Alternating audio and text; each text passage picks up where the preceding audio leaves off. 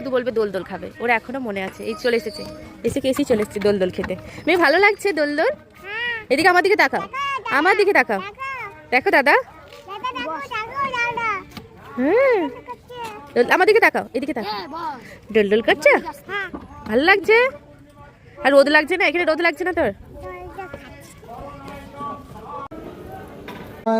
শরদশিজি কৌরবাণ কনক কুণ্ডল কিরীটি হারি হিরণ্য শঙ্খ চক্র গদা পদ্ম ধারিরে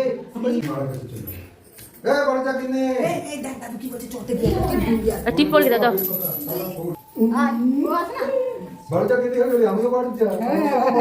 আমরা সবাই মারছে।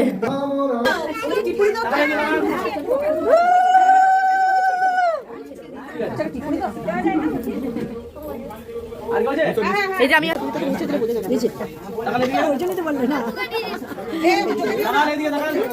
এইদিকে তাকাও।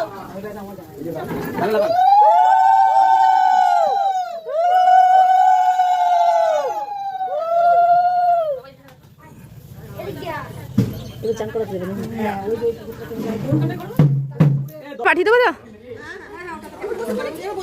হ্যাঁ হ্যাঁ বলছি, এবার বসে কমপ্লিট। আর মন্দিরের মধ্যেই একটা ছোট্ট পুকুর আছে, সেই পুকুরেই আর কি চান করানো হচ্ছে। এরপর ন্যাড়া হয়, মানে গায়ে বিয়েতে যেমন নিয়ম হয় সেরকম পৈতেতেও সেম নিয়ম হয়, শুধু বউ আসে না, একই সমস্ত নিয়মই একই।